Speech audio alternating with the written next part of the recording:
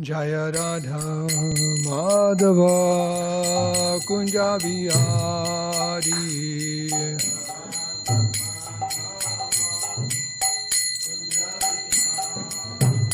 Jaya Radha Madhava Kunja Bihari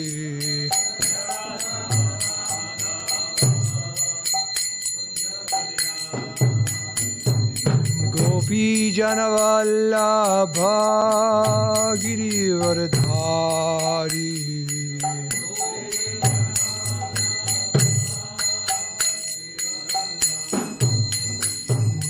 Gopi Janavallabha Girivardhari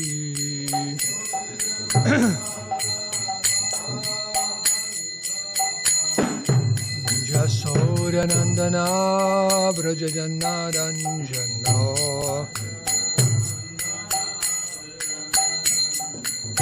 Yasodanandana Brajajanaranjana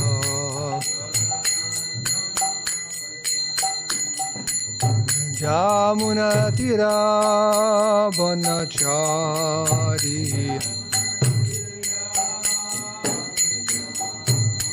Jamunatira Vanachari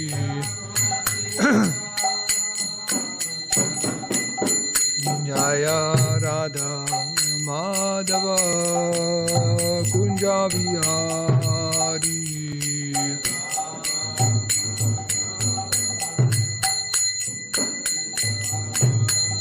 Jaya Radha Madhava Kunja Bihari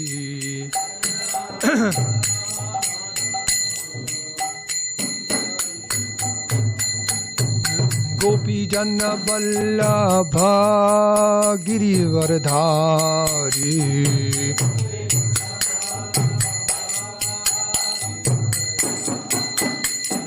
Gopi Jana Vallabha Girivardhari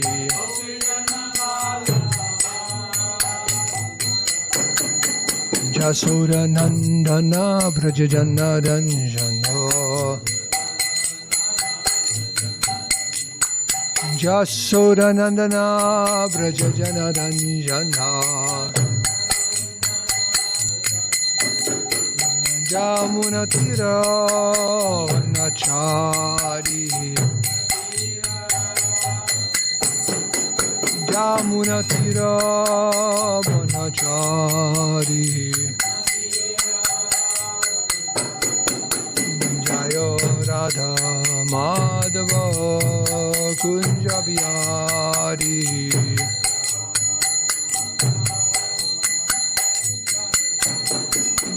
Jaya Radha Madhava Kunja Bihari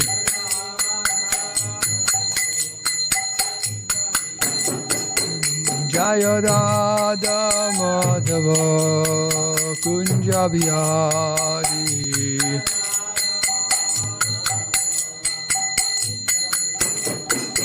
Jaya Radha Madhava Kunja Bihari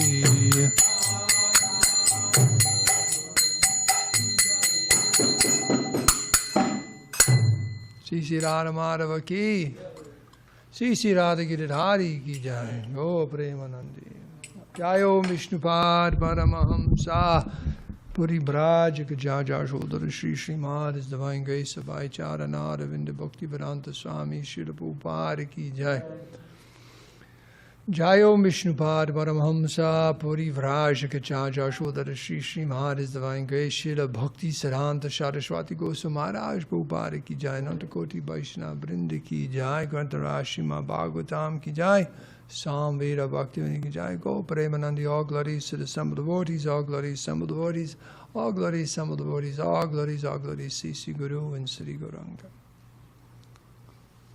Jai Welcome, welcome, welcome.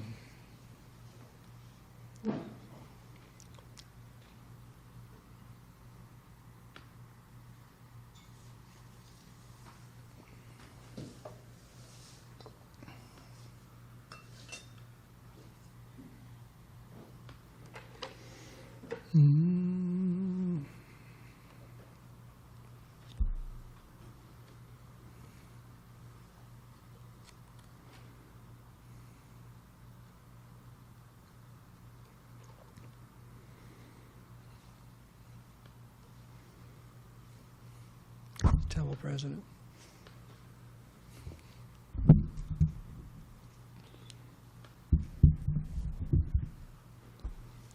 So this morning we're reading from the Srimad Bhagavatam, 7th Canto, 15th chapter, Instructions for Civilized Human Beings. We'll be reading text 43 and 44. The Sanskrit for 43 is on the board. But text 44 is no less important. Text 44 is no less important.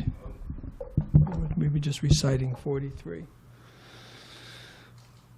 Om Namo Bhagavate Vasudevaya. Om Namo Bhagavate Vasudevaya. Om Namo Bhagavate Vasudevaya.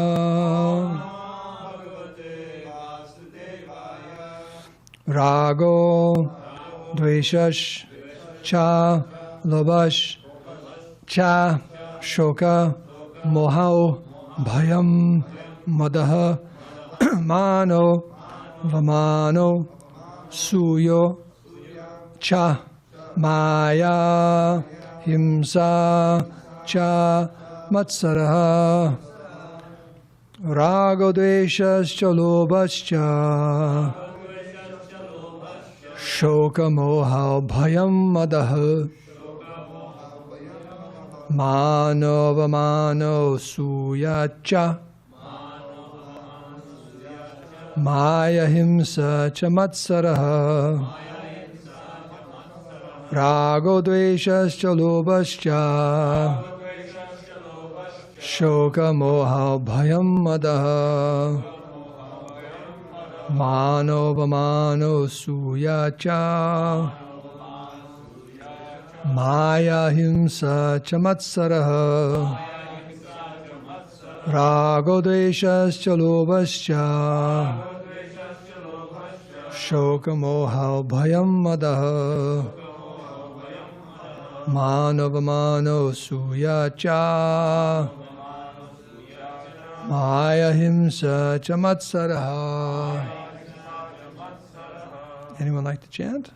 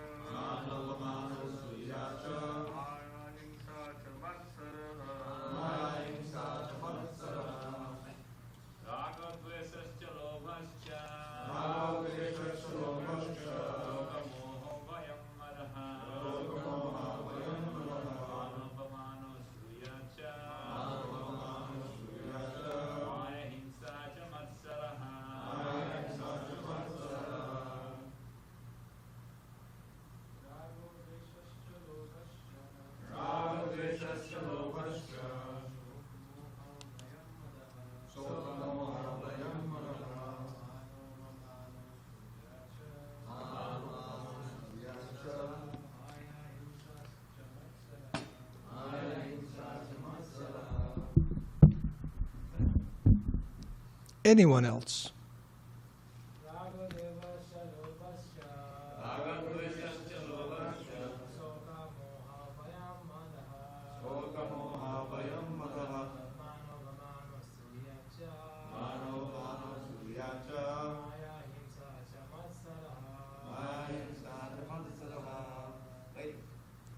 Lady.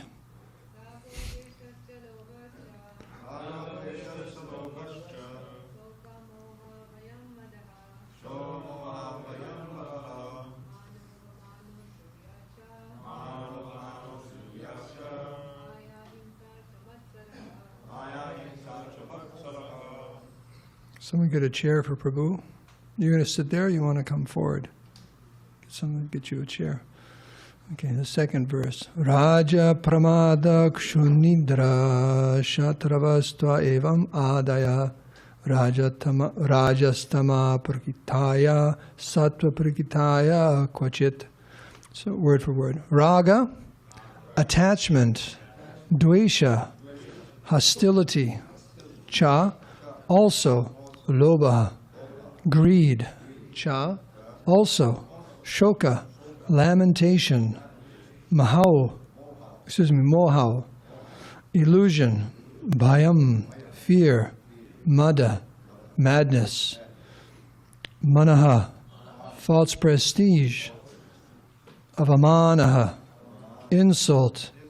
Asuya, finding fault with others. Cha, also. Maya, deception. Himsa, envy. Cha, also. Matsaraha, intolerance. Raja, passion. Pramadaha, bewilderment. Kshrut, hunger. Nidra, sleep.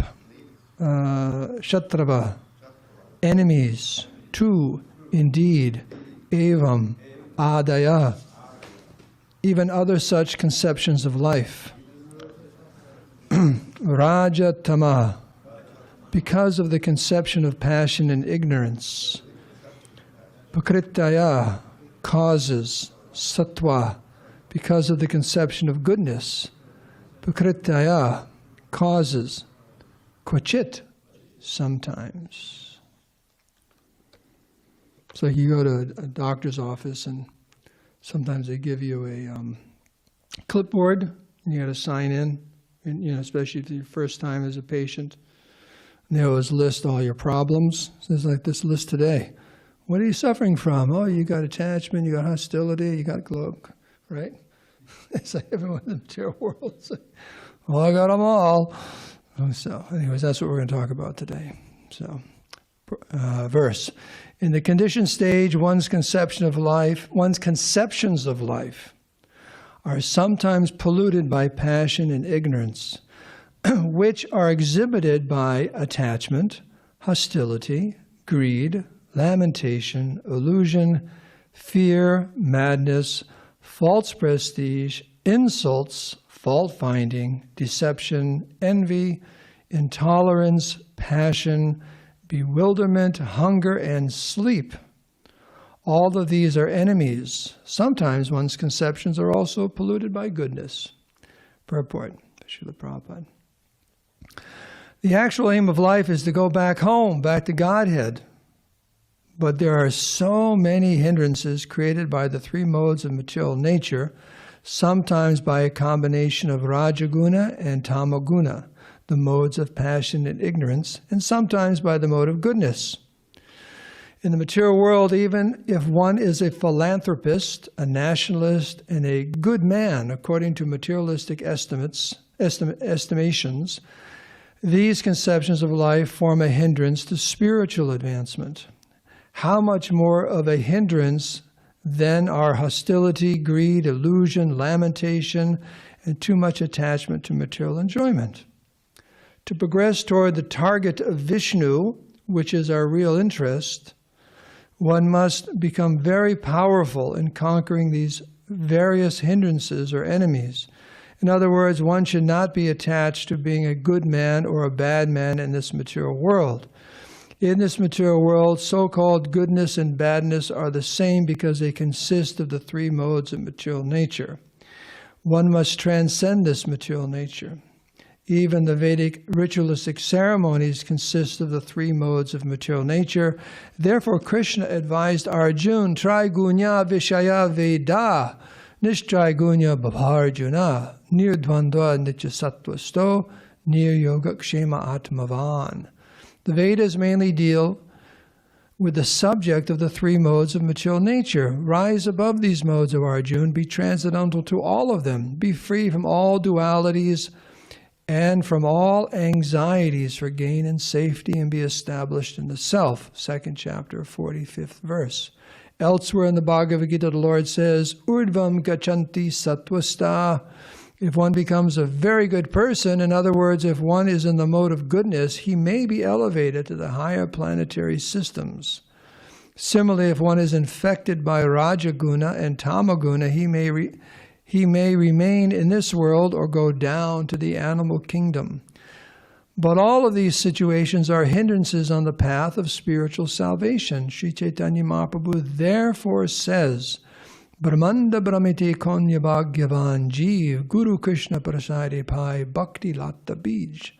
If one is fortunate enough to transcend all this so-called goodness and badness and come to the platform of devotional service, by the mercy of Krishna and the Guru, his life becomes successful. In this regard, one must be very bold so that he can conquer these enemies of Krishna consciousness. Not caring for the good and bad of this material world, one must boldly propagate Krishna consciousness. Srila Prabhupada ki jai. So, in the conditioned stage, one's conceptions of life are sometimes polluted by passion and ignorance, which are exhibited by attachment, hostility, greed, lamentation. So, mentally, you can click these off if you've got problems with these, okay? Illusion, fear, madness, false prestige, insults, fault-finding, deception, envy, intolerance, passion, bewilderment, hunger, and sleep. Anyone got a problem with sleep right now? Okay. Hare Krishna. If you're asleep, you wouldn't hear the question. All of these are enemies. Sometimes one's conceptions are also polluted by goodness. So, Prabhupada refers to these as hindrances. He refers to them as enemies on the path back home, back to Godhead. And interestingly enough, he's saying even the mode of goodness is an impediment, can become an impediment. It can be two things. It can be a stepping stone or it can be an impediment. It becomes an impediment if we don't go beyond it. Just like there's this threshold goes down, but let's say you go to a building and it goes up a step, and then you step into the building. If you just stay on the front step, right, you got to go in. So mode of goodness is that first step, and it's required, but if you stay there, we got problems. Reminds me of a play. You should put on plays here. Remember that? Oh, really? Which one? Which one? He's just joking, but we should. Oh, no, I'm not No, joking. you should. These skits. One of my favorites was A-class, first class, second class prisoner. You know that one? It's a great play. It's a great play. This devotee Krishna Sindhu. He was from New York, and he actually did some time. He helped steal a whole, one of those 18-wheeler trucks full of clothing. He had to do some time for that. But wonderful, actually, his name was Just in Time, and then his Krishna Sindhu was an excellent, excellent artist. In fact, so many of these signs you used to see here, he painted them, freehand, beautiful art, wonderful artist. He learned that trade in the Grey Hotel. But, so he was fantastic, New York accent, older, so he was the B-class prisoner, and I think it was Dhruva Maharaj was the A-class prisoner. But anyway, the story is these two people are in jail. There are two cells right next to them, right next to each other, and one, the A-class prisoner, he's got all kinds. He's like a political prisoner, comfort, this, that, furniture, wonderful food, great view, and then the B-class prisoner, Krishna Sindhu, he's got like one lousy light bulb and horrible food, and the place stinks. It's horrible.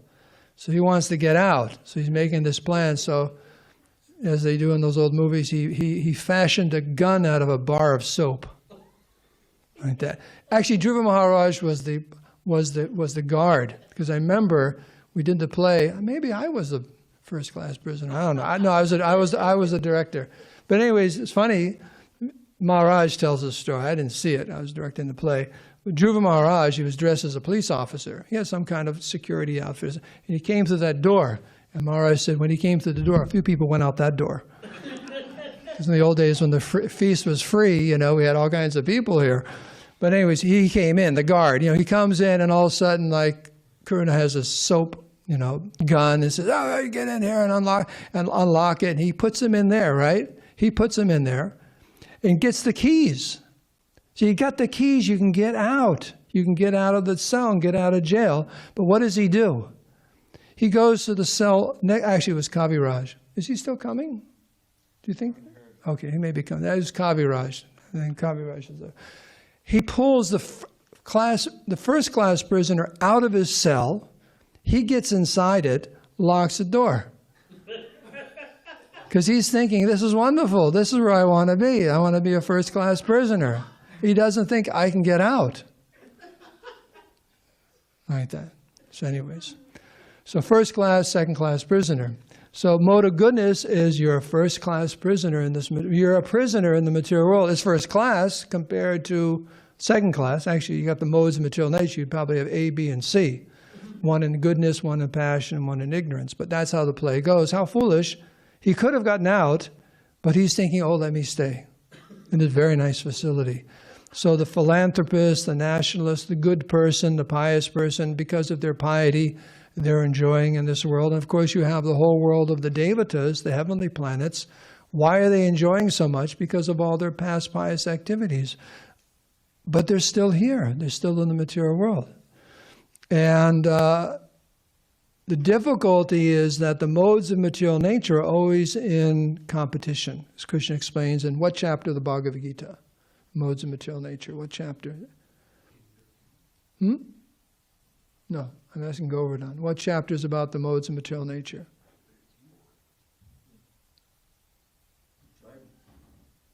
14th chapter. Modes of material nature. You better start reading those Gitas out there at the book table, Prabhu. Okay. Modes of material nature describes they're always in competition. No one's ever in pure goodness or pure passion or ignorance. There's predominance, but there's even someone in the deepest mode of ignorance may have a thought. Such a nice tree or river, he's enjoying for a few minutes like that. A little reverie. Then he goes back and he plunges back into ignorance or something. So they're always in competition, like waves, like a current, like that. And so you rise to you're in the mode of goodness, but sooner or later, guess what's going to happen? Passion is like undertow. You know what undertows are. He's our fishman here. He's our Aquaman. Right? He's always in the ocean. You got to be careful, right? Undertows just pull you under in the water. They just pull you. People drowned. So the lower modes are always pulling. And when they're very much manifest, that's what's described here.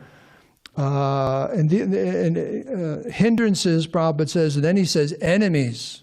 Something may be a hindrance, but how about if someone is an enemy of yours? They're out to get you, right? Don't take it lightly. They're your enemy. Okay. What is that one saying though? I keep your enemies close to you. But that's not referring to this. Okay, that's something else. They don't want to keep these enemies close to you. But why are they enemies? Because the first line of the purport says the aim of life is to go back home, back to Godhead. But these are the very things which are keeping us from going back home, back to Godhead. So there are enemies. Now, if you're not interested in going back to Godhead, if you want to stay in the material world, then here you go. But even these things, even someone who's not interested in spiritual life, a little bit of reflection, these are horrible things to have to go through, right? Hostility. Whoa, there's a lot of that in the world today, right? Hostility and greed, because of greed, and a lot of lamentation, especially this time of year. Isn't it odd? It's supposed to be a very happy time of the year, the holidays, but actually it's a time when people have most suffering, mental suffering and problems.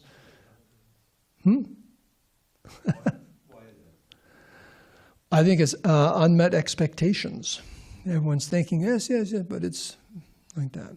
So, and the number of funerals go up in December. Yeah. Ask me how I know. Yes. Yeah, that's exactly what it means. Especially elderly people. They're checking out. like that. So it's an interesting time. But lamentation is there, illusion, fear, people are afraid, madness, false prestige, insults. So either you're a recipient of insults, or fault-finding means you're the one who's dishing it out, like that. Deception, envy, either you're an object of someone else's envy. Balaram has such a nice hat. I wish I had a hat like that. Like that. So I'm envious of him and his hat. Like that. Or you're the one, you're a recipient or you're dishing it out. Intolerance, passion, bewilderment, hunger, like that, and sleep. So all of these are just quite a formidable crew here. Just imagine yourself, you're somewhere or other, find yourself in an NFL football game, and you're on the team, and you're right there, and you're looking in front of you, and you got these guys who are, like 300 pounds, and they're ready to smash you, like that. Somehow you got, what do you call that? What they used to do in the movie Star Trek? Beam. You got beamed in, all of a sudden you're the quarterback. And all of a sudden these guys are, 250 pounds, they want to sit on you. They want to squash you. So that's what this is like. All of these qualities born of ignorance and passion completely squash our Bhakti Lata Bij. Right? Because referring to Chaitanya Charitamrita here, this verse, Brahmanda Paramite Konya Bhagavan Jeev, if someone's really, really fortunate, somehow or other, Guru Krishna Prasada, you get the mercy of Guru and Krishna, and the Bhakti Lata Bij gets planted. The seed, the little seed of devotional service is planted in the heart. What an incalculable gift, how valuable that is. It's actually, that seed, if we can cultivate it and have it grow, it gets us out of the material world. It's the lata, the bhakti lata, the creeper of pure devotional service is given to us. But it's just a creeper. It's just Chaitanya Mahaprabhu goes on to talk about cultivating the bhakti lata bij, the bhakti lata. It's a very, very, got to be really, really careful because it could get smashed. And just like the garden out here, you got to be really careful. Every once in a while, Maharaj makes announcements. Who stepped on this? Who stepped on that? Who did this? Who did that? Because they're just plants. They're very, very delicate and so on. And all of a sudden, something happens. You have to be really, really careful when you're cultivating plants and so on. So that's what's... And of course, practically every chapter in the Bhagavatam, every Leela or pastime or story we go through, somewhere along the line there's going to be verses like this. Our enemies, what qualities we have to be very, very careful to avoid. And sometimes it all comes out, we just read about Prahlad Maharaj and Hiranyakashipu. These qualities is not a warning verse, just a warning verse like this, but it's a personality that imbibes all of these. And what did... Embodied, not imbibes. What's imbibes? Oh, okay. Well, okay. Embodies. He embodies all. Hiranyakashipu embodied all of these, and it didn't do him very well. And he created so many problems for so many people.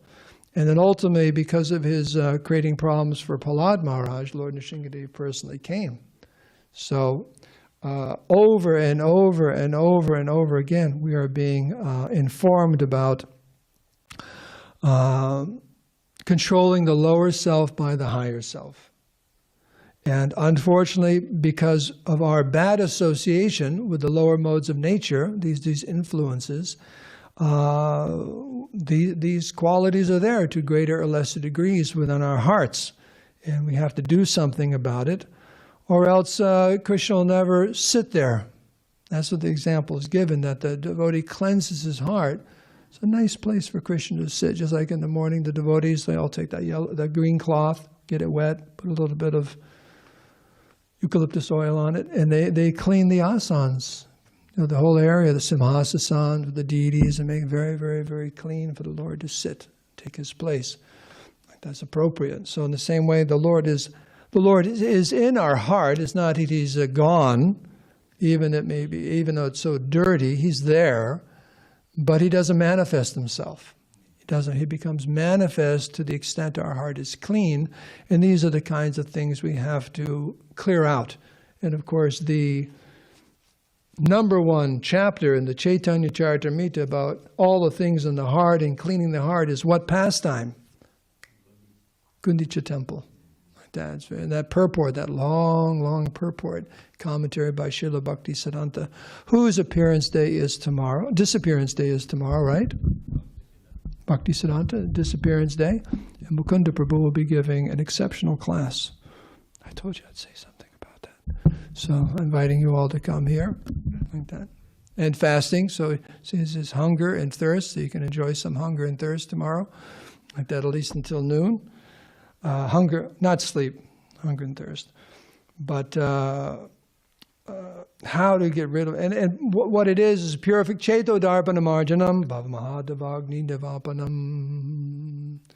On one hand, you can say we don't have to make a separate endeavor. We just have to take full shelter of the chanting of holy name and the process of devotional service. And all of these will automatically disappear from the heart because one rises up through the different modes of material nature to the mode of goodness and then beyond. And that's what Prabhupada's warning is in the second part of the purport here. You have to be careful not to get stuck in the mode of goodness. Sometimes we have, there are critics of the process of devotional service and spiritual life, and they're in goodness and they think they have something up on the devotees. Right? You know, devotees are just too passionate about this and that and bugging people and so many different things. You should be living in the country. You shouldn't be living in the city. You should eat this. Yeah. But actually, devotees are in pure goodness and they're preaching Krishna consciousness, and we have to be careful that goodness doesn't become an impediment like that, or hindrance to our devotional service. One has to be careful about that. So Prabhupada says that being a good man or a bad man in the material world, devotees aren't so much concerned. Their concern is to become Krishna conscious. Their concern is to be Krishna conscious. I got to probably say that. Not caring for the good and bad of this material world, one must boldly propagate Krishna consciousness. So it's don't misunderstand that. One should not think that they can be socially or legally irresponsible. Like that I can be a bad guy for Krishna.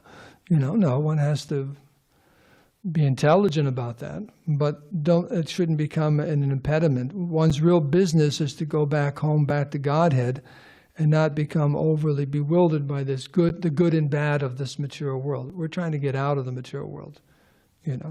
So, oh boy, time is flying by so fast. In this concern with the three modes of material nature, in the very beginning of Bhagavad Gita, this verse, Trigunya Vishaya Veda Nishtrigunya Bhavarjuna.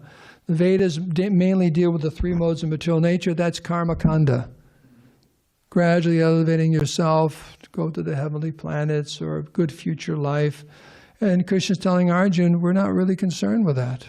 We're concerned about going back home, back to Godhead. And that's why in the very beginning of class I told a story about first class, second class prisoner. If you make that bar of soap into a gun and get the keys, get out. Don't say, oh, I want to go into this cell. It's so much nicer. You don't want to do that. We don't want to do that. We don't want to have just a very comfortable place in the material world. There's a very wonderful, I remember Maharaj, Bhakti Tirtha Maharaj, one offering, Vyasa Puja offering, wrote to Srila Prabhupada.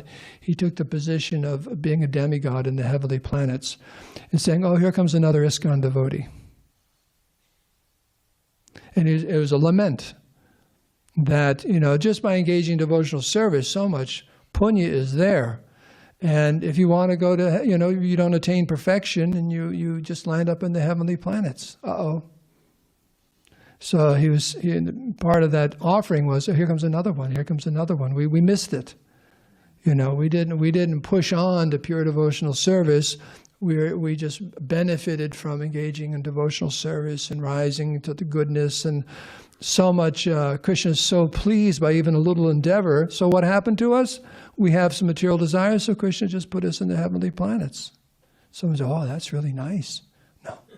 So he's lamenting. We could have gone back home, back to Godhead. Now we're stuck here for thousands and thousands of years, and we fall back down, and we got to start over again. Here you go. Here's how you chant Hare Krishna on the beads, and you got to live in the ashram again with all the crazy brahmacharis. You know what brahmacharinis? You got to start all over again.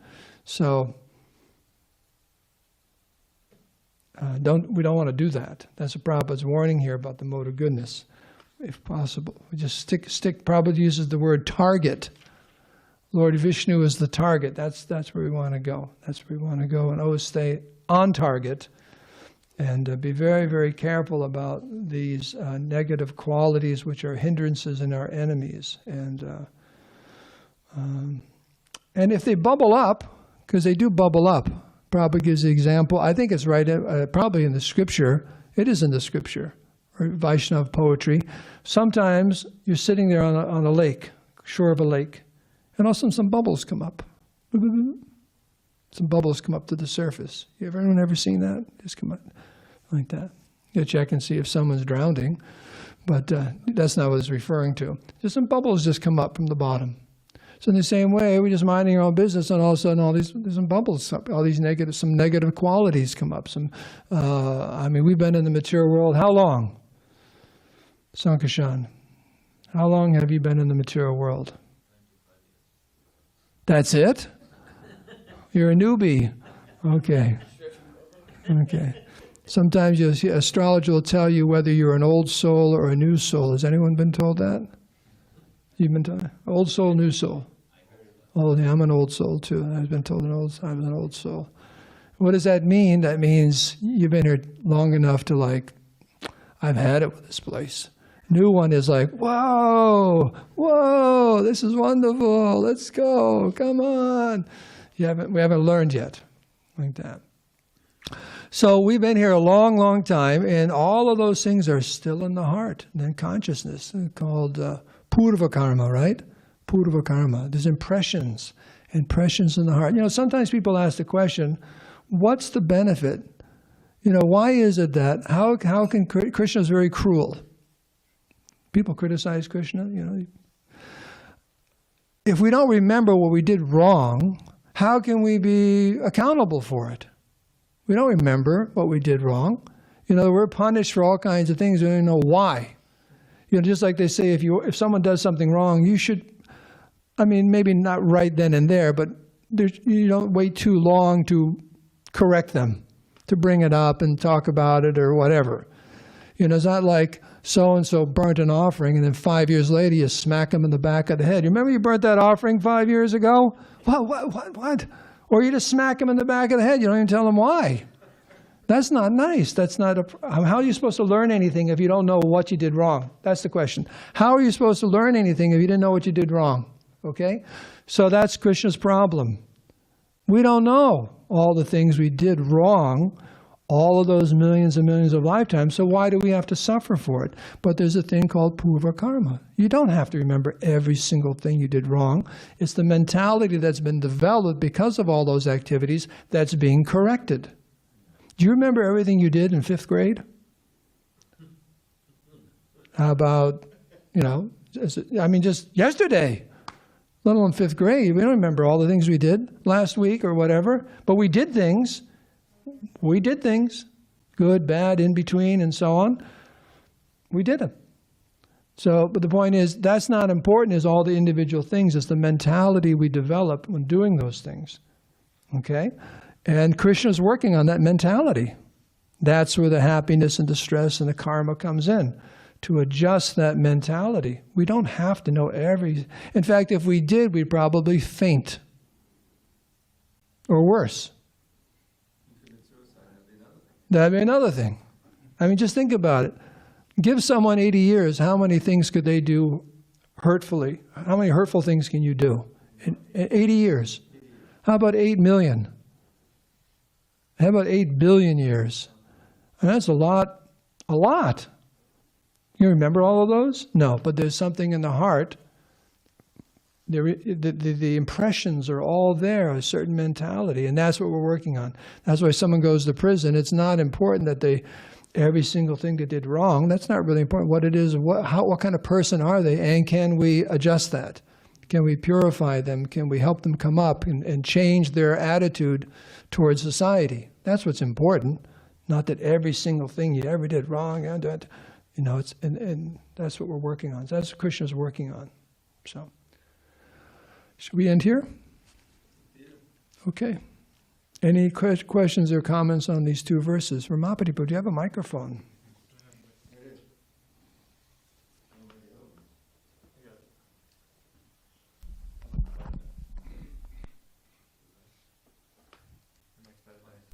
I was just wondering about thirst.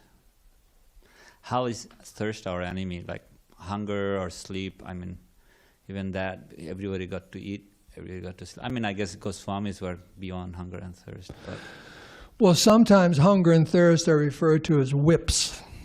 And in fact, there's sometimes in a list of maybe just 10 qualities, sufferings of the living entity, that we suffer.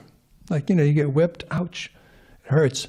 So the jiva in this material world is whipped, he's suffering from hunger. And in fact, isn't that song, Bhajahure Mana Sita Atapa, heat and cold and hunger and all these different, it's a whip, it's a suffering, a very experience can be experienced daily. If you don't drink, if you don't get any food, and it's horrible. Being thirsty. In fact, Chanakya Pandit says thirst is one of the greatest miseries. Thirst and poverty. Those are the two things. And Prabhupada sometimes would bring up the point about on the battlefield, the soldiers, if you don't have any water, it's a miserable thing, no water. We don't really experience it. Maybe you do if you observe Nirjala Ekadasi, but if there's nothing to drink, no water whatsoever, or you're hungry, and then you're hungry and hungry, no food. So these are whips, and they are distressful to the conditioned soul. And in that distress, one's mind is completely upset and bewildered and so on. So in that sense, they're difficult. It's not just referring to fasting for half a day like that. It's not referring to that. So, and one on the spiritual platform, they can pretty much transcend that. But the point is, that doesn't mean they fast till death or whatever, because you have to take care of your body. It belongs to Krishna. But they're very intense miseries like that. Is anyone here the kind of person where if you don't eat on time, you get all upset and nasty? There are people like that. If you don't eat on time, they get temperamental and upset. Usually people are pitta people are like that. A lot of fire in them, and they don't eat. So they're not the kind of people who can fast very long. Ask me how I know. Okay. Any other questions or comments?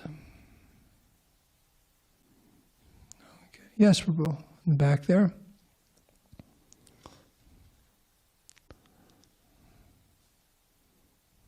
Thank you, Prabhu, for the class. Prabhu, my question was related to the drama that you were telling. So the person in the B class prisoner, like he went to the A class prison, but in the real life, can someone from Tamogud directly go back to Godhead? So he had the keys, he could have gone directly out of the cage or the prison. But in the real life, is it possible that if someone is in Tamogud and at the time of death, he goes back to Godhead? That's an interesting angle on that whole thing. No, one cannot go back to Godhead if he's in Tamagun. One can very quickly move through the modes of material nature and become completely purified if they receive the mercy and kindness of the great pure devotees of the Lord and fully take shelter of Chaitanya Mahaprabhu. It can be done even in one lifetime, Prabhupada said many times. So very quickly, one can go back home, back to Godhead, even if their starting point is in the mode of ignorance. But they don't stay in the mode of ignorance. It's not like you get the Vaikuntha and there's 3 doors, goodness, passion, ignorance, and the back door is kind of ignorance, you can sneak in. No, everyone has to be completely purified But it's very possible to come quickly purified and go back home, back to Godhead. I mean, there's limitations in that comparison between the play and so on. The point being made in the play is just that we got to get out of the material world. He had facility to get out, but he was thinking, I'll just be a A-class prisoner. It was foolish, very foolish of him to stay in the prison. He could have gotten out. That's the point being made. Yes, Prabhu. I'm thinking of a Jamil.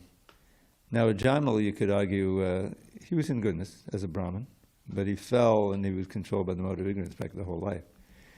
But he had the presence of mind to name at least his last son, Narayan. And or good luck, whatever you may call it. So even after he called out Narayan, and he was protected from getting punished for his bad deeds, he wasn't ready to go back to Godhead. There's still a point you have to go to the Himalayas or something and practice some more purification. So it's difficult to just go from the mode of ignorance right back, even have purified it. All right, there's still work to do in order to develop your Krishna consciousness. At least in the instance of the Jamil, that's what happened. I mean, you could say there's some examples, and it's extreme mercy of the Lord, because animals are generally in the mode of ignorance. And we have that dog that Shivananda Sain that joined his pilgrimage, probably got purified as he's going, and then he was there with Chaitanya Mahaprabhu. I'm saying a special case. Feeding you, and then just by his desire, it says that he went back to Godhead. And I think there's another example of a few other dogs in Chaitanya Lila. Yeah, fell into that water. But that was very, very special. Don't bank on that one like that. So, sorry, we got to do some work here, like that. So that's just to show us how kind and merciful and how powerful the mercy of the Lord is and His devotees. They're very, very powerful. So we have no excuses. If it can deliver a crow or a dog, we have some hope. It can deliver us also. So we can end here. All glories to Srila Prabhupada. Hare Krishna. So you want this? Because you know what to do with the battery?